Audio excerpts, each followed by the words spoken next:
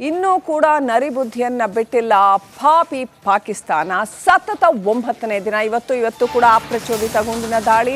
9 ದಿನಗಳಲ್ಲಿ 25 ಬಾರಿ ಕದನ ವಿರಾಮವನ್ನು ಉಲ್ಲಂಘನೆ ಮಾಡಲಾಗಿದೆ. ಸೀಸ್ ಫೈರ್ ವೈಲೇಷನ್ 25 ಸಾರಿ 3 ವಲಯಗಳಲ್ಲಿ ಅಪ್ರಚೋದಿತ ಗುಂಡಿನ ದಾಳಿ. ಕುಪ್ವಾರ, ಉರಿ, ಅಖ್ನೂರ್ ವಲಯದಲ್ಲಿ ಅಪ್ರಚೋದಿತವಾಗಿ ಪಾಕಿಸ್ತಾನ ಗುಂಡಿನ ದಾಳಿಯನ್ನು ಮಾಡ್ತಾನೆ ಇದೆ.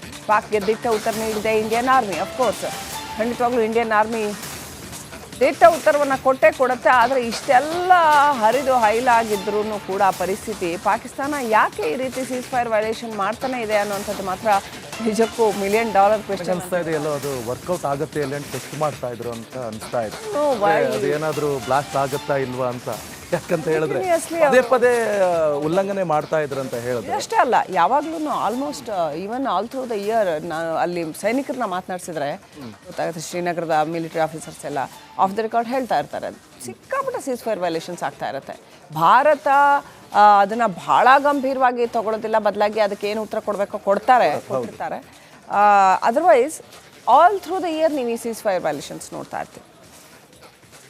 ಇನ್ನು ಪಹಲಗಾಂವ್ ದಾಳಿ ಬಳಿಕ ಪಾಕ್ ಈಗ ಕಂಗಾಲಾಗಿ ಹೋಗಿದೆ. ಸತತ 9 ದಿನ ಪಾಕ್ ಪಡೆಗಳು ನಿರಂತರ ಕದನ ವಿರಾಮವನ್ನು ಉಲ್ಲಂಘನೆ ಮಾಡಿವೆ. 3300 ಕಿಲೋಮೀಟರ್ ಉದ್ದದ ಗಡಿಯಲ್ಲಿ ಪಾಕಿಗಳು 11 ಸ್ಥಳಗಳಲ್ಲೇ ಕದನ ವಿರಾಮವನ್ನು ಉಲ್ಲಂಘನೆ ಮಾಡ್ತಾ ಇರೋದು ಯಾಕೆ ಹಾಗಾದ್ರೆ ಈ ರಿಪೋರ್ಟ್ ಮಾಡಿ. Answer my job. That's my mission.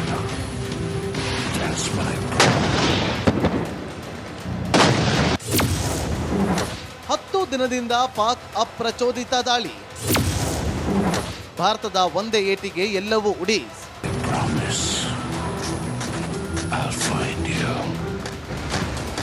ಕಳೆದ 10 ದಿನದಿಂದ ಪಾಕಿಸ್ತಾನ ಉದ್ದಟತನ ತೋರ್ತಾ ಇದೆ. ಸೂರ್ಯ ಮುಳುಗುತ್ತಿದ್ದಂತೆ ನಿರಂತರ ಗುಂಡಿನ ದಾಳಿ ನಡೆಸ್ತಾ ಇದೆ. ಇದೀಗ 10ನೇ ದಿನವೂ ಪಾಕಿಸ್ತಾನ ಬರೋಬ್ಬರಿ 18 ಬಾರಿ ವಿರಾಮ ಉಲ್ಲಂಘನೆ ಮಾಡಿದೆ.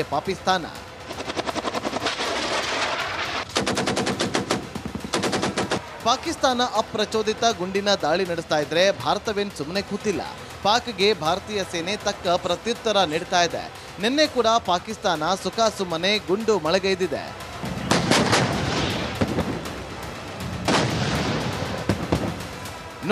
ನೋಡಿ ಸುಮ್ಮನಾದಂತ ಭಾರತ ತಕ್ಕ ಪಾಠವನ್ನೇ ಕಲಿಸಿದೆ.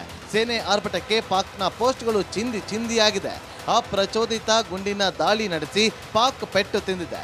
ಭಾರತದ ದಾಳಿಯಲ್ಲಿ ಪಾಕಿಸ್ತಾನಕ್ಕೆ ಅಪಾರ ಪ್ರಮಾಣ ನಷ್ಟ ಆಗಿದೆ ಅಂತ ಪಾಕ್ನ ರಕ್ಷಣಾ ಇಲಾಖೆ ಹೇಳಿಕೊಂಡಿದೆ.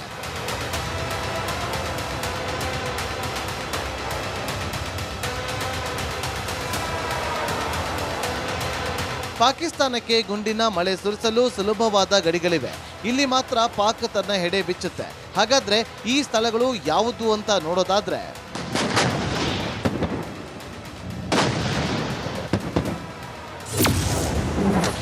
ಉರಿ ಸೆಕ್ಟರ್, ನೀಲಂ ಏರಿಯಾ, ಪೂಂಚ್, ಕುಪ್ವಾರ್, ಬಾರಾಮುಲ್ಲಾ, ಅಖ್ನೂರ್, ನೌಶೇರಾ, ರಜೌರಿ, ಪರ್ಗ್ವಾಲ್ ವಲಯ, ಸುಂದರ್ಬನ್ ಅಂತಾರಾಷ್ಟ್ರೀಯ ಗಡಿ ನಿಯಂತ್ರಣ ರೇಖೆ.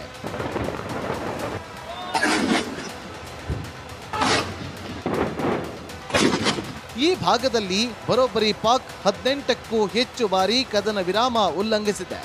ಏಪ್ರಿಲ್ 22ರಿಂದಲೇ ಶುರುವಾದ ಅಪ್ರಚೋದಿತ ಗುಂಡಿನ ಮಳೆ ಈಗಲೂ ನಿಂತಿಲ್ಲ.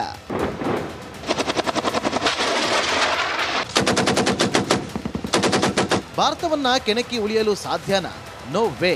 ಪೆಟ್ಟು ಕೊಟ್ಟ ಮೇಲೆ ಪೆಟ್ಟು ತಿನ್ನಲೇಬೇಕು. ಅದೇ ರೀತಿ ಭಾರತ ತಕ್ಕ ಪಾಠ ಕಲಿಸ್ತಾ ಇದೆ. ಯಾವಾಗ ಬೇಕಾದರೂ ಪಾಕಿಸ್ತಾನದ ಮೇಲೆ ಮಿಲಿಟರಿ ಅಟ್ಯಾಕ್ ಆಗಬಹುದು. ಇದರಿಂದ ಪಾಕ್ ಬಲ ಮುದುರಿಕೊಂಡು ವಿಶ್ವದ ಮುಂದೆ ನಮ್ಮನ್ನ ಕಾಪಾಡಿ ಅಂತ ಬೇಡಿಕೊಳ್ತಾ ಇದೆ.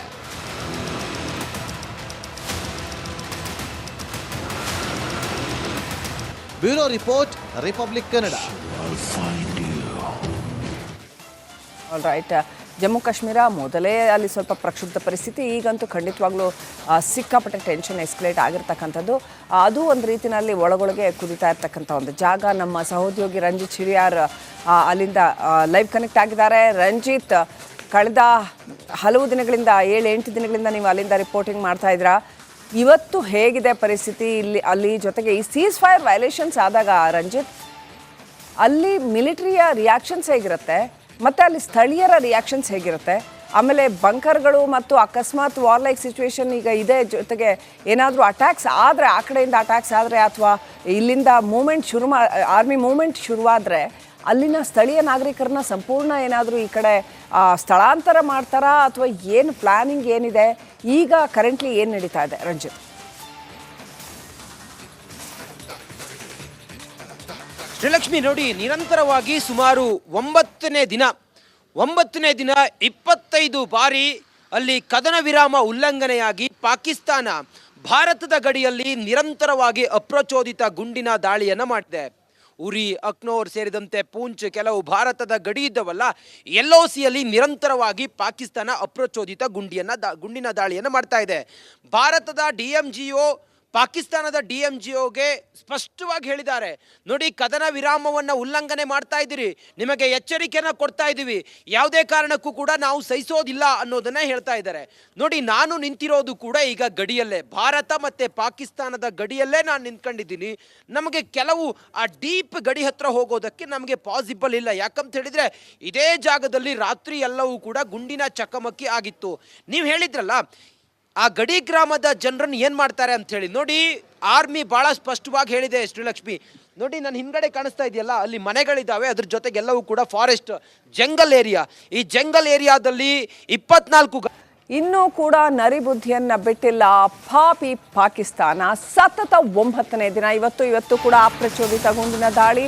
9 ದಿನಗಳಲ್ಲಿ 25 ಬಾರಿ ಕದನ ವಿರಾಮವನ್ನು ಉಲ್ಲಂಘನೆ ಮಾಡಲಾಗಿದೆ. ಸೀಸ್ಫೈರ್ ವೈಲೇಷನ್ 25 ಸಾರಿ 3 ವಲಯಗಳಲ್ಲಿ ಅಪ್ರಚೋದಿತ ಗುಂಡಿನ ದಾಳಿ. ಕುಪ್ವಾರ, ಉರಿ, ಅಖ್ನೋರ್ ವಲಯದಲ್ಲಿ ಅಪ್ರಚೋದಿತವಾಗಿ ಪಾಕಿಸ್ತಾನ ಗುಂಡಿನ ದಾಳಿಯನ್ನು ಮಾಡ್ತಾನೆ ಇದೆ. ಪಾಕ್ಗೆ ದಿಟ್ಟ ಉತ್ತರ ನೀಡಿದೆ ಇಂಡಿಯನ್ ಆರ್ಮಿ. ಅಫ್ಕೋರ್ಸ್, ಖಂಡಿತವಾಗ್ಲೂ ಇಂಡಿಯನ್ ಆರ್ಮಿ ದಿಟ್ಟ ಉತ್ತರವನ್ನು ಕೊಡುತ್ತೆ. ಆದರೆ ಇಷ್ಟೆಲ್ಲ ಹರಿದು ಹೈಲಾಗಿದ್ರೂ ಕೂಡ ಪರಿಸ್ಥಿತಿ ಪಾಕಿಸ್ತಾನ ಯಾಕೆ ಈ ರೀತಿ ಸೀಸ್ಫೈರ್ ವೈಲೇಷನ್ ಮಾಡ್ತಾನೆ ಇದೆ ಅನ್ನುವಂಥದ್ದು ಮಾತ್ರ ನಿಜಕ್ಕೂ $1 ಮಿಲಿಯನ್ ಕ್ವೆಶ್ಚನ್ ಅನಿಸ್ತಾ ಇದೆ. ಎಲ್ಲೋ ಅದು ವರ್ಕೌಟ್ ಆಗುತ್ತೆ ಇಲ್ಲ ಅಂತ ಟೆಸ್ಟ್ ಮಾಡ್ತಾ ಇದ್ರು ಅಂತ ಅನಿಸ್ತಾ ಇದೆ. ಅದೇನಾದ್ರೂ ಬ್ಲಾಸ್ಟ್ ಆಗುತ್ತಾ ಇಲ್ವಾ ಅಂತ. ಯಾಕಂತ ಹೇಳಿದ್ರೆ ಪದೇ ಉಲ್ಲಂಘನೆ ಮಾಡ್ತಾ ಇದ್ರು ಅಂತ ಹೇಳಿದ್ರೆ ಅಷ್ಟೇ ಅಲ್ಲ, ಯಾವಾಗ್ಲೂ almost even all through the year ನಾನು ಅಲ್ಲಿ ಸೈನಿಕರನ್ನ ಮಾತನಾಡಿಸಿದ್ರೆ ಗೊತ್ತಾಗುತ್ತೆ, ಶ್ರೀನಗರದ ಮಿಲಿಟರಿ ಆಫೀಸರ್ಸ್ ಎಲ್ಲ ಆಫ್ ದ ರೆಕಾರ್ಡ್ ಹೇಳ್ತಾ ಇರ್ತಾರೆ, ಸಿಕ್ಕಾಪಟ್ಟೆ ಸೀಸ್ಫೈರ್ ವೈಲೇಷನ್ಸ್ ಆಗ್ತಾ ಇರುತ್ತೆ. ಭಾರತ ಅದನ್ನ ಬಹಳ ಗಂಭೀರವಾಗಿ ತಗೊಳ್ಳೋದಿಲ್ಲ, ಬದಲಾಗಿ ಅದಕ್ಕೆ ಏನು ಉತ್ತರ ಕೊಡ್ತಿರ್ತಾರೆ. Otherwise all through the year ನೀವು ಈ ಸೀಸ್ಫೈರ್ ವೈಲೇಷನ್ಸ್ ನೋಡ್ತಾ ಇರ್ತೀವಿ. ಇನ್ನು ಪಹಲಗಾಂವ್ ದಾಳಿ ಬಳಿಕ ಪಾಕ್ ಈಗ ಕಂಗಾಲಾಗಿ ಹೋಗಿದೆ. ಸತತ 9 ದಿನ ಪಾಕ್ ಪಡೆಗಳು ನಿರಂತರ ಕದನ ವಿರಾಮವನ್ನು ಉಲ್ಲಂಘನೆ ಮಾಡಿವೆ. 3300 ಕಿಲೋಮೀಟರ್ ಉದ್ದದ ಗಡಿಯಲ್ಲಿ ಪಾಕಿಗಳು 11 ಸ್ಥಳಗಳಲ್ಲೇ ಕದನ ವಿರಾಮವನ್ನು ಉಲ್ಲಂಘನೆ ಮಾಡ್ತಾ ಇರೋದು ಯಾಕೆ ಹಾಗಾದ್ರೆ? ಈ ರಿಪೋರ್ಟ್ ನೋಡಿ.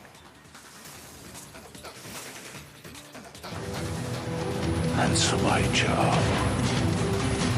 That's my mission. That's my problem. 10 ದಿನದಿಂದ ಪಾಕ್ ಅಪ್ರಚೋದಿತ ದಾಳಿ. ಭಾರತದ ಒಂದೇ ಏಟಿಗೆ ಎಲ್ಲವೂ ಉಡೀಸ್. Promise. I'll find you. ಕಳೆದ 10 ದಿನದಿಂದ ಪಾಕಿಸ್ತಾನ ಉದ್ದಟತನ ತೋರ್ತಾ ಇದೆ. ಸೂರ್ಯ ಮುಳುಗುತ್ತಿದ್ದಂತೆ ನಿರಂತರ ಗುಂಡಿನ ದಾಳಿ ನಡೆಸ್ತಾ ಇದೆ. ಇದೀಗ 10ನೇ ದಿನವೂ ಪಾಕಿಸ್ತಾನ ಬರೋಬ್ಬರಿ 18 ಬಾರಿ ವಿರಾಮ ಉಲ್ಲಂಘನೆ ಮಾಡಿದೆ.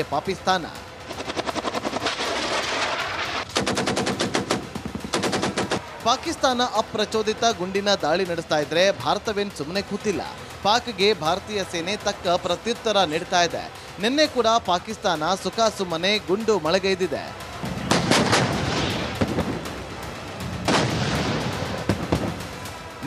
ನೋಡಿ ಸುಮ್ಮನಾದಂತ ಭಾರತ ತಕ್ಕ ಪಾಠವನ್ನೇ ಕಲಿಸಿದೆ.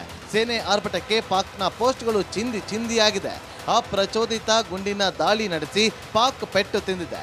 ಭಾರತದ ದಾಳಿಯಲ್ಲಿ ಪಾಕಿಸ್ತಾನಕ್ಕೆ ಅಪಾರ ಪ್ರಮಾಣ ನಷ್ಟ ಆಗಿದೆ ಅಂತ ಪಾಕ್ನ ರಕ್ಷಣಾ ಇಲಾಖೆ ಹೇಳಿಕೊಂಡಿದೆ.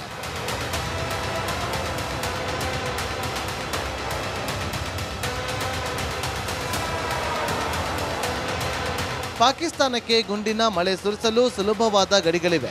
ಇಲ್ಲಿ ಮಾತ್ರ ಪಾಕ್ ತನ್ನ ಹೆಡೆ ಬಿಚ್ಚುತ್ತೆ. ಹಾಗಾದ್ರೆ ಈ ಸ್ಥಳಗಳು ಯಾವುದು ಅಂತ ನೋಡೋದಾದ್ರೆ,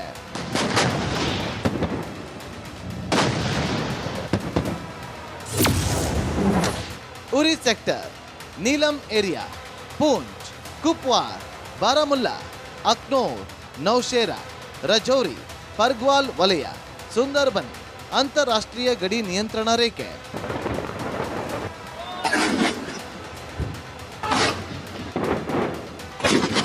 ಈ ಭಾಗದಲ್ಲಿ ಬರೋಬ್ಬರಿ ಪಾಕ್ 18ಕ್ಕೂ ಹೆಚ್ಚು ಬಾರಿ ಕದನ ವಿರಾಮ ಉಲ್ಲಂಘಿಸಿದೆ. ಏಪ್ರಿಲ್ 22ರಿಂದಲೇ ಶುರುವಾದ ಅಪ್ರಚೋದಿತ ಗುಂಡಿನ ಮಳೆ ಈಗಲೂ ನಿಂತಿಲ್ಲ.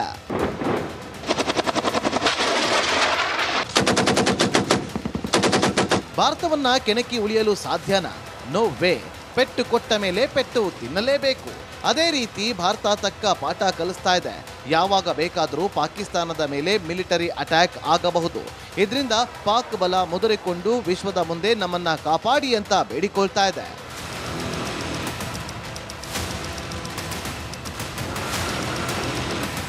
Bureau report, republic Kannada. I'll find you. All right. Jammu Kashmir ಮೊದಲೇ ಅಲ್ಲಿ ಸ್ವಲ್ಪ ಪ್ರಕ್ಷುಬ್ಧ ಪರಿಸ್ಥಿತಿ, ಈಗಂತೂ ಖಂಡಿತವಾಗ್ಲೂ ಸಿಕ್ಕಾಪಟ್ಟೆ ಟೆನ್ಷನ್ ಎಸ್ಕಲೇಟ್ ಆಗಿರ್ತಕ್ಕಂಥದ್ದು. ಅದು ಒಂದು ರೀತಿಯಲ್ಲಿ ಒಳಗೊಳಗೆ ಕುದಿತಾ ಇರ್ತಕ್ಕಂಥ ಒಂದು ಜಾಗ. ನಮ್ಮ ಸಹೋದ್ಯೋಗಿ ರಂಜಿತ್ ಶಿರಿಯಾರ್ ಅಲ್ಲಿಂದ ಲೈವ್ ಕನೆಕ್ಟ್ ಆಗಿದ್ದಾರೆ. ರಂಜಿತ್, ಕಳೆದ ಹಲವು ದಿನಗಳಿಂದ 7-8 ದಿನಗಳಿಂದ ನೀವು ಅಲ್ಲಿಂದ ರಿಪೋರ್ಟಿಂಗ್ ಮಾಡ್ತಾ ಇದ್ದೀರಾ. ಇವತ್ತು ಹೇಗಿದೆ ಪರಿಸ್ಥಿತಿ ಅಲ್ಲಿ? ಜೊತೆಗೆ ಈ ಸೀಸ್ ಫೈರ್ ವೈಲೇಷನ್ಸ್ ಆದಾಗ ರಂಜಿತ್, ಅಲ್ಲಿ ಮಿಲಿಟರಿಯ ರಿಯಾಕ್ಷನ್ಸ್ ಹೇಗಿರುತ್ತೆ ಮತ್ತು ಅಲ್ಲಿ ಸ್ಥಳೀಯರ ರಿಯಾಕ್ಷನ್ಸ್ ಹೇಗಿರುತ್ತೆ? ಆಮೇಲೆ ಬಂಕರ್ಗಳು ಮತ್ತು ಅಕಸ್ಮಾತ್ ವಾರ್ಲೈಕ್ ಸಿಚುವೇಶನ್ ಈಗ ಇದೆ, ಜೊತೆಗೆ ಏನಾದರೂ ಅಟ್ಯಾಕ್ಸ್ ಆದರೆ, ಆ ಕಡೆಯಿಂದ ಅಟ್ಯಾಕ್ಸ್ ಆದರೆ ಅಥವಾ ಇಲ್ಲಿಂದ ಮೂಮೆಂಟ್ ಆರ್ಮಿ ಮೂಮೆಂಟ್ ಶುರುವಾದರೆ ಅಲ್ಲಿನ ಸ್ಥಳೀಯ ನಾಗರಿಕರನ್ನ ಸಂಪೂರ್ಣ ಏನಾದರೂ ಈ ಕಡೆ ಸ್ಥಳಾಂತರ ಮಾಡ್ತಾರಾ ಅಥವಾ ಏನು ಪ್ಲಾನಿಂಗ್ ಏನಿದೆ? ಈಗ ಕರೆಂಟ್ಲಿ ಏನು ನಡೀತಾ ಇದೆ ರಂಜಿತ್?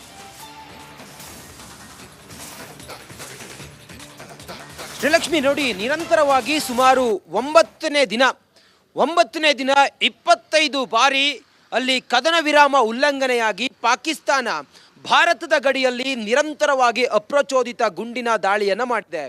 ಉರಿ, ಅಕ್ನೋರ್ ಸೇರಿದಂತೆ ಪೂಂಚ್, ಕೆಲವು ಭಾರತದ ಗಡಿ ಇದ್ದವಲ್ಲ, LOCಯಲ್ಲಿ ನಿರಂತರವಾಗಿ ಪಾಕಿಸ್ತಾನ ಅಪ್ರಚೋದಿತ ಗುಂಡಿನ ದಾಳಿಯನ್ನು ಮಾಡ್ತಾ ಇದೆ.